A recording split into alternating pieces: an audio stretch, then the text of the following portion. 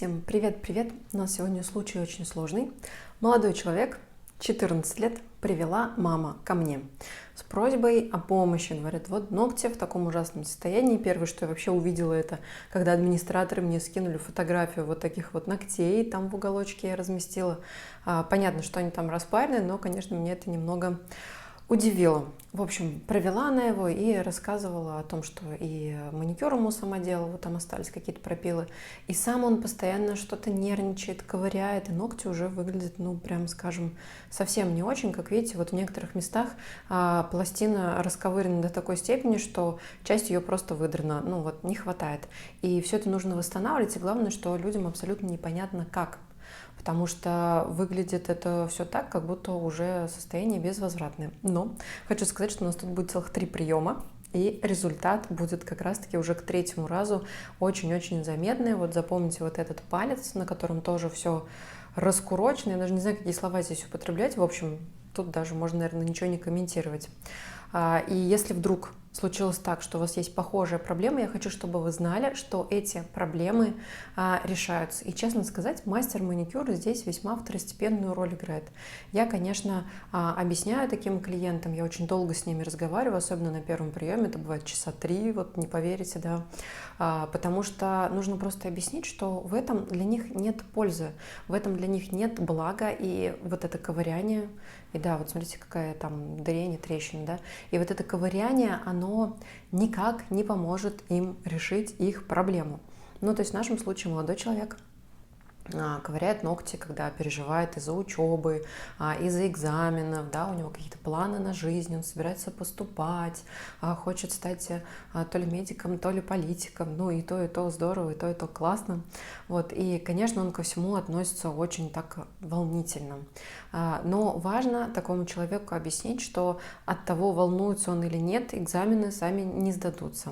Или от того, насколько много он оторвал заусенцев и ногтей, экзамены тоже не сдадутся, и оценки лучше, конечно же, не станут. Поэтому где-то 3 часа времени я трачу вот на такие вот разговоры. По уму, конечно, таких клиентов отправлять в кабинет психолога. Это первое, что я рекомендую. Но хочу сказать, что парень у меня уже в 3-й раз был, и пока, конечно же, к психологу он не сходил. А вот вы наблюдаете кусок ногтевой пластины, который просто выдран вот до самого верху, и там такой маленький язычочек торчит. А вот этот товарищ, это, конечно, вообще катастрофа, потому что видно, насколько глубокая трещина, как сильно ноготь травмирован, все это уходит туда, под кутикулу, и мы понимали, что нам предстоит очень-очень-очень серьезная и большая работа. И одна из важных вещей, которые я объясняю клиенту ценность. Ценность процедуры, ценность потраченного времени, то есть сам факт того, что я пришла на работу, он ко мне приехал, и мы вместе потратили эти 3 часа времени на разговоры и на работу. Это уже ценность, ну, как бы это, по-моему, очевидно. Но иногда такие простые вещи нужно проговорить. То есть я стараюсь вызвать в таких клиентах чувство ответственности. Даю понять, что мы тратим на это силы, время. Ну, короче, мы тратим на это жизнь, и оно точно того не стоит, чтобы это потом все портить, ковырять и так далее. И также сообщаю клиенту, что теперь это уже не его ногти, а все-таки на время, пока я с ними работаю, это больше мои ногти. Я понимаю, что звучит это странно, но у меня такой вот нестандартный, может быть, подход и метод работы, но действительно это пока я работаю с этими ногтями, эти ногти в каком-то смысле слова являются моими, потому что я за них несу ответственность, я их обрабатываю, я за ними слежу, я рекомендую домашний уход и провожу профилактические беседы. Ну, в идеальном мире он как бы сходил к психологу, но этого не случилось, и я не могу его заставить, я могу только порекомендовать. Со своей стороны мастер маникюра должен навести на таких ногтях порядок. То есть в чем проблема деструктивных? Я их называю деструктивчики. Вот. На самом деле очень люблю работать с такими клиентами. То есть в чем их проблема? Проблема в том, что самое малейшее несовершенство в виде заусенчика, какой-то зазубринки, чего-то торчащего вызывает у них неприятное ощущение, и они хотят от этого избавиться. И в момент, когда они от этого избавляются, они еще больше расковыривают. А кожа, она как бы не дура, она несет защитную функцию, и чем больше мы ее ковыряем, чем больше на нее оказывается воздействие извне, тем больше она будет нарастать. Вот такое вот замкнутый круг. И чтобы этот замкнутый круг нам остановить, необходимо на первом приеме начать нивелировать все несовершенства. То есть мы убираем все заусенчики, спиливаем сухую кожу. Но важно пилить не глубоко и не спиливать до розового состояния кожи, потому что эта кожа тоже может воспринять как нападение и будет утолщаться еще больше. У всех людей, которые грызут или ковыряют или отрывают ногти, наблюдается очень большое количество заусенцев, огромное количество сухой, жесткой, твердой кожи, и это как раз-таки говорит о том, что кожа защищается, потому что когда на нее нападает, она кричит: караул, атака, беда, надо что-то делать, я буду расти сильнее, я буду сильнее, я буду тверже, я буду толще, и мы получаем вот такой результат. Это, знаете, как с мозолями, то есть где у нас натоптыши образовываются, там, где постоянно давит и трет. Вот здесь примерно такая же история. Поэтому первое, что я делаю на первой же процедуре, это я избавляюсь по максимуму от всех возможных несовершенств. Вот здесь вы уже наблюдаете историю после того, как я прошлась уже синей фрезой. Сейчас уже перехожу к более мягкому абразиву красному, но, как видите, маникюр все еще никакой не глубокий, никуда не под локоть. Я просто стараюсь загладить все, за что могут зацепиться его глаза, пальцы, ну и зубы. Всякое бывает. Основная задача у нас заключалась в этом. И обязательно, конечно, назначаем на домашний уход увлажняющее масло, либо какие-то сыворотки, стимуляторы роста. В моем случае это будет масло от Домикс. Здесь все по классике, мы полностью на этой линейке мы ногти восстанавливали. У него очень бюджетная цена, оно прекрасно увлажняет, и самое главное, мы производим подмену. Подмену чего? Одной привычки на другую. То есть человек привык совершать некоторые действия со своими ногтями, и мы разрешаем ему эти действия с ногтями совершать, но при этом предлагаем немножечко поменять концепцию. То есть если раньше он все это отрывал и отковыривал, то сейчас я предлагаю ему капать масло и делать себе массаж, что повлечет за собой увлажнение и более эстетичный внешний вид. Вот здесь уже финальный этап шлифовки вы наблюдаете. Я прохожусь 50-м шариком с красным абразивом для того, чтобы сгладить все на нет максимально. Но хочу сказать, что так как ручки подростковые, кожа влажная, она еще и резиновая. То есть если кто-то сталкивался с такой кожей, напишите в комментариях, вы, наверное, меня тоже поймете. То есть ее как бы убираешь, она не кончается, это как вот эта бесконечная такая мозоль. В общем, мы спилили то, что могли спилить. Вот такой результат у нас на первое посещение. Я считаю, что неплохо. Сейчас перекроем лаком как раз-таки новой серии подоцевтической. Она мне очень нравится, она быстро сохнет и она не блестит мокро, то есть она такая очень умеренной блесками, такой полуматовый. Ну и дальше заканчиваем всю работу с помощью масла. Также масло у нас от Домикс. Наношу и в этот момент, пока распределяю масло, сильно не нажимаю, там еще досыхал лак, я не дала ему просохнуть до конца. Нужно было еще минутку подождать, но уже там время поджимало. В общем, в этот момент я уже объясняю клиенту, что нужно массировать, наносить масло. Дала парню это масло с собой на домашний уход. Он пришел, кстати, ко мне в качестве модели, поэтому я взяла с него 0 рублей денег. Я действительно хочу ему помочь и вам хочу показать, что такое решаемо, да. Это вот этот элемент, когда я еще контактирую с клиентом и ему что-то объясняю.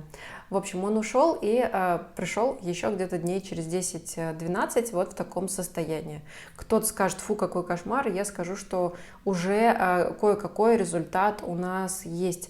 Он там не все ковырял, то есть видно, что ногти постепенно начинают восстанавливаться. Я продолжаю с ним проводить профилактические беседы и снова делаю все то же самое. То есть опять выполняем маникюр, опять отодвигаем кутикулу, все будем срезать, все будем счищать и все будем нивелировать. И этот прием будет похож на первый просто один в один. Но при всем при этом я стараюсь обратить внимание, где он был молодец, то есть где он смог себя сконтролировать, на каких ногтях, а на каких все еще остались дырки. Например, вот как на указательном пальце, там прям до красна все это было свеже оторвано. Зачем это делается? Это делается для того, чтобы дать человеку понять, что есть результат, он действительно есть, пока, возможно, не очевидно, но на третий прием прям будет уже видно. Хотите, не хотите, похвалить, потому что все-таки я прекрасно понимаю, что это было усилие над собой. Казалось бы, да, так просто не ковыряй, Просто не ковыряй эти ногти, не трогай их, и все. И даже делать ничего не надо. Но этим людям сложно. То есть, к сожалению, у них не работает самоконтроль. Часто они это делают абсолютно неосознанно. Потому психолога нужно. Надо там выкапывать, выяснять, откуда эта вся история растет. Потому что на самом деле, пока я работаю с этим клиентом, ногти будут в хорошем состоянии. Как только меня рядом с ним не будет, ногти придут в плохое состояние. Я тоже вечно делать это не могу, потому что человек в итоге должен научиться контролировать себя сам, потому, еще раз говорю, и рекомендую психолога. В общем, похвалили клиента, показали, что он сделал хорошо, порадовались и снова провели всю ту же самую процедуру. С ним также еще приходила мама, я ей тоже все это рассказывала, объясняла, и мы даже посмотрели его ножки, потому что с ногами там тоже есть вопросики, так как они пришли, почему бы и не проверить, как говорится, педикюрчик. Очевидно, что на второй визит уже ногти имеют какой-никакой свободный край. Да, тут было оторвано, немножко подъедено, но тем не менее уже хоть что-то он мне принес. Тут уже пользуюсь немножко ножничками, стараюсь срезать кутикулу очень деликатно, чтобы не убрать лишнего. Потому что, как я выше говорила, любое лишнее движение будет восприниматься как нападение. Большой палец с огромной трещиной уже выглядит лучше. Я продолжаю там все сравнивать, сводить на нет, для того, чтобы ему не цеплялся, и мы имели возможность отрастить. У меня даже была идея насчет того, чтобы запротезировать или заармировать этот ноготь, но на самом деле все плюс-минус обошлось, пока справляемся. Потому что почему не хотела здесь протезировать, потому что это будет народное тело, и, возможно, ему какой-то дискомфорт доставить с непривычки, все-таки еще подросток. По старой схеме у нас здесь масло, по старой схеме у нас здесь все тот же самый лак. И на третьей процедуре я, кстати, его спросила про этот лак, нравится ему с лаком или без. Он сказал, что с лаком как-то как будто бы лучше, несмотря на то, что парень. В общем, вот результат нашего второго визита. Выглядит вот так, а это уже было вчера.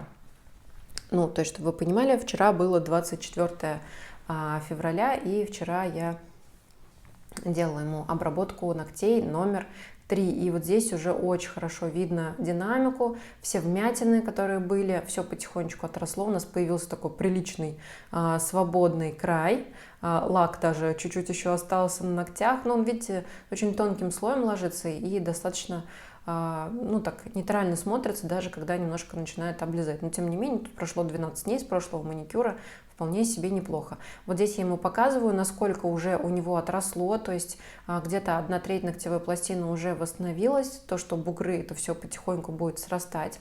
Вот тут вот есть точка роста на большом пальчике, левый синус получается, она тоже начинает отрастать. Я считаю, что все идет по плану, все очень здорово. Мы убрали опять длину.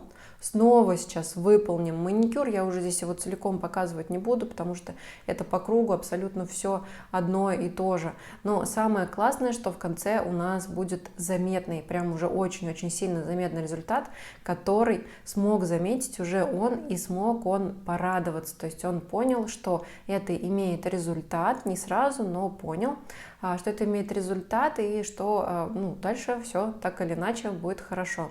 Но, конечно, надо понимать, что после меня уже его состояние ногтей далее, когда я с ним не буду работать, это его ответственность. Я думаю, сейчас многие скажут, а почему ты не будешь с ним работать?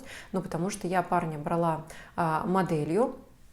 Дальше я могу уже передать его, например, девчонкам в салон, но это уже будут платные услуги, потому что никто не будет, не хочет и не может работать бесплатно. Да, я взяла на контент для того, чтобы показать вам. И вот сейчас моя работа, в принципе, закончена, но я думаю, что, возможно, еще один прием у нас будет, чтобы я его там подготовила морально и передала. Либо я ему просто дам этот лак, это масло я ему уже дала, и пусть красит сам. Он, кстати, сказал, что очень даже вполне справится с покрытием таким прозрачным лаком.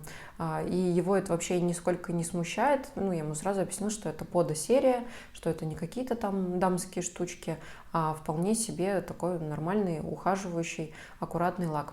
Здесь была попытка сделать аппаратный срез кутикулы под камерой. Короче, это вообще невозможно, потому что камера у меня вот на таком расстоянии, и ничего абсолютно не получается. Прикол заключается в том, что ты не можешь правильно поставить руку и корректно зайти. И плюс кожа немного резиновая, поэтому ничего у меня не получилось. Ну, я старалась, я пыталась. Если бы без камеры, я бы, скорее всего, это сделала. И то, наверное, надо было все-таки взять синий шарик, потому что прям еле-еле эта кожа зацеплялась.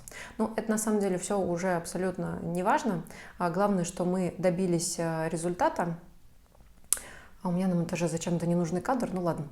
Мы добились результата, и вот наше финальное покрытие уже ногтей лаком. Все аккуратно, все красиво. Наша трещинка потихонечку начинает соединяться, она уже не такая огромная. Я тоже покрываю ее этим же под лаком, поверху прохожусь. Очень осторожно, высыхает быстро. Это прям большой-большой плюс. Я сама сейчас хожу с лаком на ногтях и в качестве базы наношу вот этот вот подлак. Мне прям он, ну вот прям очень он меня зашел, прям невозможно. Дальше у нас масло, на этот раз масло авокадо, оно прекрасно увлажняет. Такое же у него есть в домашнем уходе. И, как всегда, делаем массаж. Ну и посмотрите, какова красота, насколько красиво выглядят ногти, насколько это все эстетично и ухоженно теперь выглядит. Молодой человек больше не стесняется, чувствует себя увереннее, и совершенно точно у нас есть успех. Я этому очень-очень сильно рада, он тоже обрадовался, мы прям разобрали с ним видео, какой он пришел, я прям показывала ему все отметины, которые были на его ногтях, все ямочки. Посмотрите, как классно мизинчик и указательный уже выглядит совсем иначе, чем было до. Ну, с этим товарищем еще надо будет работать, а так в основном и целом, я считаю, успех. Пишите ваше мнение в комментариях. Всем пока-пока!